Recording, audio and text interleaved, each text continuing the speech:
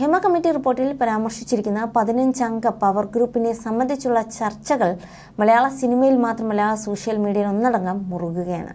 മലയാള സിനിമയെ നിയന്ത്രിച്ചിരുന്നത് ഈ 15 പേർ ആണെന്നാണ് റിപ്പോർട്ടിൽ നിന്നും പുറത്തുവരുന്നതും. ഇതോടെ ഈ പവർ ഗ്രൂപ്പിൽ ആരൊക്കെയാണ് ഉള്ളതെന്ന ചോദ്യമാണ് ഉയരുന്നത്. വിഷയത്തിൽ സംവിധായകൻ വിനയനായിരുന്നു ആദ്യം ഈ ഒരു വിഷയത്തെ കുറിച്ച് തുറന്നടിച്ച് രംഗത്തെത്തിയത്. ഇത്രയും കാലം ഹേമ കമ്മിറ്റി റിപ്പോർട്ട് പൂഴ്ത്തിവെച്ചതിന് കാരണക്കാർ തന്നെ ഈ സംഘം എന്നായിരുന്നു വിനയൻ പറഞ്ഞത്. എന്നാൽ ഇവർ ആരൊക്കെയാണെന്ന് പേര് പറയാൻ അദ്ദേഹം തയ്യാറായിരുന്നില്ല. കമ്മിറ്റി പുറത്തുവിടാത്ത പേരുകൾ ഞാൻ പറഞ്ഞ് അത് പ്രശ്നമാക്കുന്നില്ല എന്നായിരുന്നു വിനയൻ പറഞ്ഞത്. അതേസമയം മലയാള സിനിമയെ നിയന്ത്രിച്ചിരുന്ന ഈ ശക്തന്മാരെ കുറിച്ച് നേരത്തെ തന്നെ കോമ്പറ്റീഷൻ കമ്മീഷൻ ചില വിവരങ്ങൾ പുറത്തുവിട്ടിട്ടുണ്ട്. തിലകൻ അടക്കം പലരെയും സിനിമയിൽ നിന്നും വെട്ടിയതും മമ്മൂട്ടിയും മോഹൻലാലും ദിലീപും അടക്കമുള്ള ലോബിയാണെന്നായിരുന്നു കമ്മീഷൻ കണ്ടെത്തിയത്. സംവിധായകൻ വിനയന്റെ കേസിലാണ് ഇക്കാര്യങ്ങൾ കമ്മീഷൻ വ്യക്തമാക്കിയത്.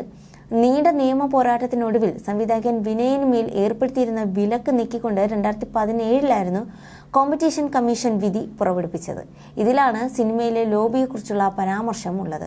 മമ്മൂട്ടിയും മോഹൻലാലും ദിലീപും ചേർന്നാണ് വിനയന്റെ സംരംഭമായ സിനിമ ഫോറത്തെ തകർത്തതെന്നാണ് കമ്മീഷൻ വിധിപ്പകർപ്പിൽ പറയുന്നത്.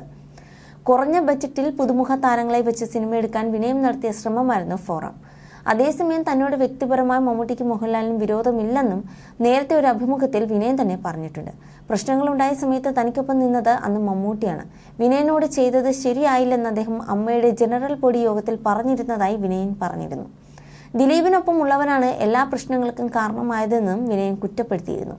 കലാസംവിധായകൻ അനിൽ കുമ്പഴനോട് വിനയന്റെ പടത്തിൽ പ്രവർത്തിക്കരുതെന്ന് ദിലീപ് നേരിട്ട് ആവശ്യപ്പെട്ടുവെന്ന് കമ്മീഷൻ കണ്ടെത്തിയിരുന്നു. വിനയൻ ദിലീപിനെതിരെ സംസാരിച്ചതോടെ മാക്ട എന്ന സംഘടന ദിലീപ് തകർത്തതെന്നും ഇതിന് അമ്മയുടെ പിന്തുണ ലഭിച്ചതായും വിധിയിൽ പറയുന്നുണ്ട്. അതേസമയം വിനയന്റെ സിനിമകളിൽ നിന്നും പല നിർമ്മാതാക്കളും പിന്മാറാൻ കാരണം സംവിധായകന്മാരായ ബി ഉണ്ണികൃഷ്ണനും സിബി മലയിലും ഇടവേള ബാബുവും ചെലുത്തിയ സമ്മർദ്ദമാണെന്നും കമ്മീഷൻ വിധിയിൽ പറയുന്നുണ്ട്. വിലക്ക് ലംഘിച്ച് അഭിനയിച്ചതിനെ തുടർന്നാണ് തിലകനെ അമ്മയിൽ നിന്നും പുറത്താക്കിയത്. ക്രിസ്ത്യൻ ബ്രദേഴ്സ് എന്ന സിനിമയിൽ നിന്നും തിലകനെ ഒഴിവാക്കിയതും മമ്മൂട്ടിയും മോഹൻലാലും ചേർന്നാണ്. ഇന്ദ്രൻസിനെയും താരസംഘടന ഇടപെട്ട് വിലക്കി. നടൻ ജയസൂര്യയെ വിനയനുമായി സിനിമകൾ ചെയ്യരുതെന്ന് സംവിധായകൻ സിബി മലയിൽ ഭീഷണിപ്പെടുത്തി. മുതിർന്ന നടൻ മധുവിനെയും വിനയനൊപ്പം അഭിനയിക്കാതിരിക്കാൻ ബി ഉണ്ണികൃഷ്ണനും സിയാദ് കോക്കറും ചേർന്ന് ശ്രമിച്ചെന്നും വിധി പകർപ്പിലുണ്ട്. അങ്ങനെ മലയാള സിനിമയിൽ ചീഞ്ഞു നാറിയ കുറേയധികം സംഭവങ്ങളാണ് ഇപ്പോൾ പുറത്തു വന്നുകൊണ്ടിരിക്കുന്നത്. ചുരുക്കി പറഞ്ഞാൽ മലയാള സിനിമയിൽ തന്നെ ഒരു വലിയ ബോംബാണ് ഹേമ കമ്മിറ്റി പൊട്ടിച്ചത്.